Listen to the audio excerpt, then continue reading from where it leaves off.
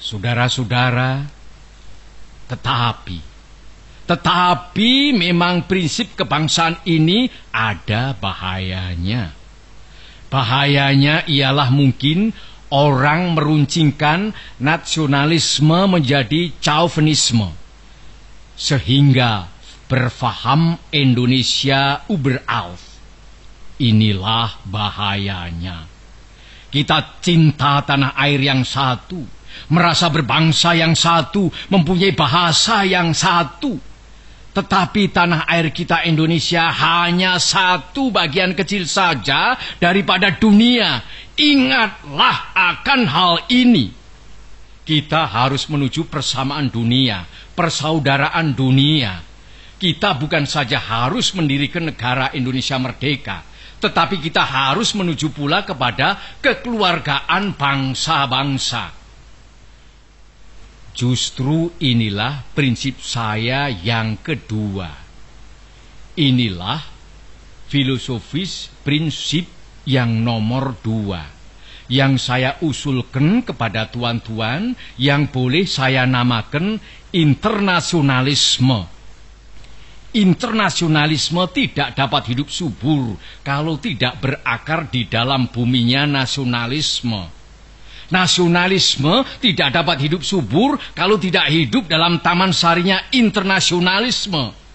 Jadi dua hal ini, saudara-saudara, prinsip 1 dan prinsip 2, yang pertama-tama saya usulkan kepada tuan-tuan sekalian adalah bergandengan erat satu sama lain. Kemudian apakah dasar yang ketiga? Dasar itu ialah dasar mufakat, dasar perwakilan, dasar permusyawaratan. Negara Indonesia bukan satu negara untuk satu orang, bukan satu negara untuk satu golongan, walaupun golongan kaya. Tetapi kita mendirikan negara semua buat semua, satu buat semua, semua buat satu. Saya yakin bahwa syarat yang mutlak untuk kuatnya negara Indonesia ialah permusyawaratan perwakilan. Dengan cara mufakat, kita perbaiki segala hal, juga keselamatan agama, yaitu dengan jalan pembicaraan atau permusyawaratan di dalam badan perwakilan rakyat. Apa-apa yang belum memuaskan, kita bicarakan di dalam permusyawaratan. Prinsip nomor 4 sekarang saya usulkan. Saya di dalam 3 hari ini belum mendengarkan prinsip itu, yaitu prinsip kesejahteraan, prinsip tidak akan ada kemiskinan di dalam Indonesia merdeka. Maka prinsip kita harus, apakah kita mau Indonesia merdeka yang kaum kapitalnya merajalela, ataukah yang semua rakyatnya sejahtera, yang semua orang cukup makan, cukup pakaian, hidup dalam kesejahteraan, merasa dipangku oleh Ibu Pertiwi yang cukup memberi sandang pangan kepadanya? Mana yang kita pilih, saudara-saudara? Kita sudah lihat di negara-negara Eropa adalah badan perwakilan, adalah parlementer demokrasi. Tetapi tidakkah di Eropa justru kaum kapitalis merajalela? Di Amerika ada suatu badan perwakilan rakyat, dan tidakkah di Amerika kaum kapitalis merajalela? Tidakkah di seluruh benua barat kaum kapitalis merajalela? Padahal ada badan perwakilan rakyat. Tak lain tak bukan sebabnya ialah oleh karena badan-badan perwakilan rakyat yang diadakan di sana itu sekadar menurut resepnya France Revolusi.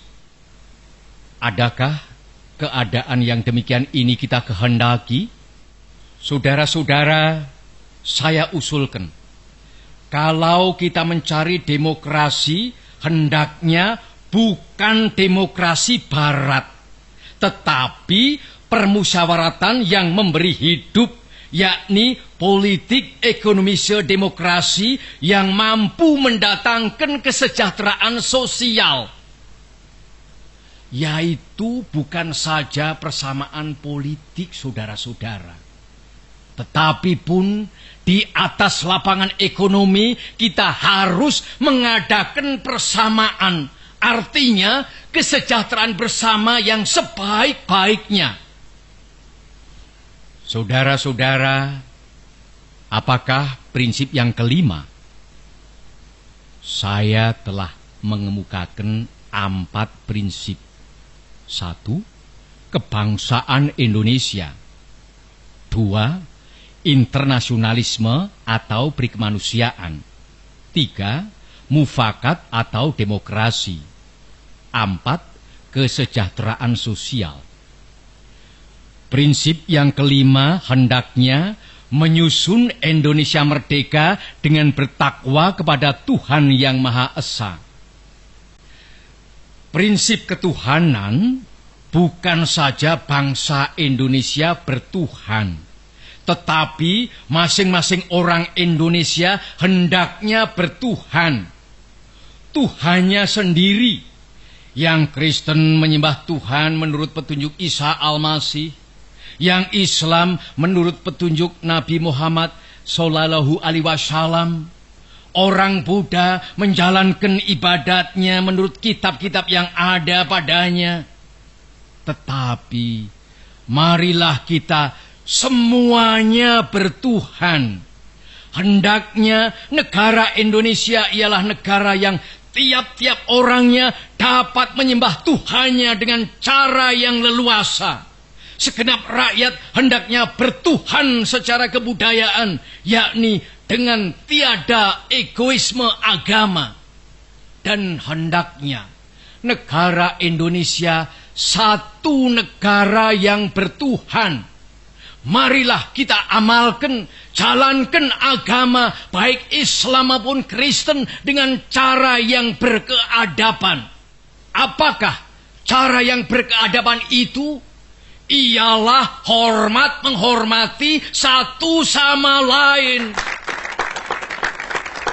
Marilah kita di dalam Indonesia merdeka yang kita susun ini sesuai dengan itu, menyatakan bahwa prinsip kelima daripada negara kita ialah ketuhanan yang berkebudayaan, ketuhanan yang berbudi pekerti yang luhur, ketuhanan yang hormat menghormati satu sama lain. Hatiku akan berpesta raya jikalau saudara-saudara menyetujui bahwa negara Indonesia merdeka berasaskan ketuhanan yang Maha Esa. Saudara-saudara, dasar-dasar negara telah saya usulkan. 5 bilangannya. Inikah Pancadharma? Bukan. Nama Pancadharma tidak tepat di sini. Dharma berarti kewajiban. Sedang kita membicarakan dasar. Saya senang kepada simbolik. Simbolik angka pula. Rukun Islam 5 jumlahnya. Jari kita 5 setangan. Kita mempunyai panca indera. Apalagi yang 5 bilangannya? Pendawa 5. Pendawa pun 5 orangnya. Sekarang banyaknya prinsip kebangsaan, internasionalisme, mufakat, kesejahteraan, dan ketuhanan, 5 pula bilangannya. Namanya bukan Pancadharma, tetapi saya namakan ini dengan petunjuk seorang teman kita ahli bahasa. Namanya ialah Pancasila. Sila artinya azas atau dasar.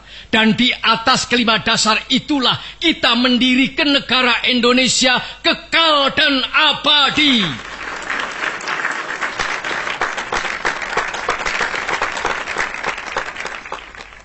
Atau barangkali ada saudara-saudara yang tidak suka akan bilangan 5 itu. Saya boleh peras sehingga tinggal 3 saja. Saudara-saudara tanya kepada saya, apakah perasan yang 3 itu? Berpuluh-puluh tahun sudah saya pikirkan dia. Ialah dasar-dasarnya Indonesia merdeka. Weltan saung kita. 2 dasar yang pertama, kebangsaan dan internasionalisme. Kebangsaan dan peri kemanusiaan. Saya peras menjadi satu. Itulah yang dahulu saya namakan sosionasionalisme.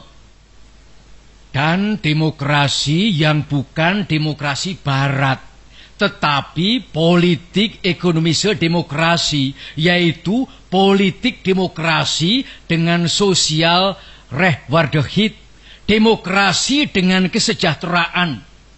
Saya peraskan pula menjadi satu. Inilah yang dulu saya namakan sosiodemokrasi. Tinggal lagi ketuhanan yang menghormati satu sama lain. Jadi, yang asalnya 5 itu telah menjadi 3. Sosionasionalisme, sosiodemokrasi, dan ketuhanan. Jikalau Tuhan senang kepada simbolik 3, ambillah cara 3 ini.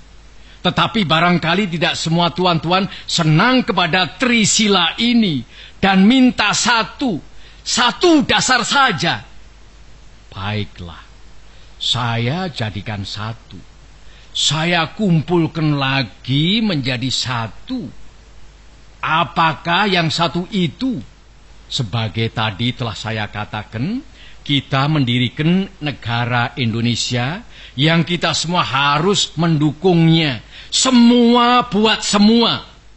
Jikalau saya peras yang 5 menjadi 3 dan yang 3 menjadi 1, maka dapatlah saya satu perkataan Indonesia yang tulen, yaitu perkataan gotong royong. Negara Indonesia yang kita dirikan haruslah negara gotong royong. Alangkah hebatnya negara gotong royong.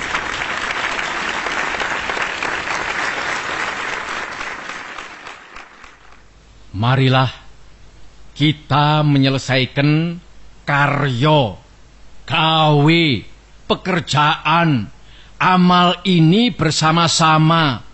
Gotong royong adalah pembantingan tulang bersama, pemerasan keringat bersama, perjuangan bantu pinantu bersama, amal semua buat kepentingan semua, keringat semua buat kebahagiaan semua, holopis kontol baris buat kepentingan bersama. Itulah gotong royong.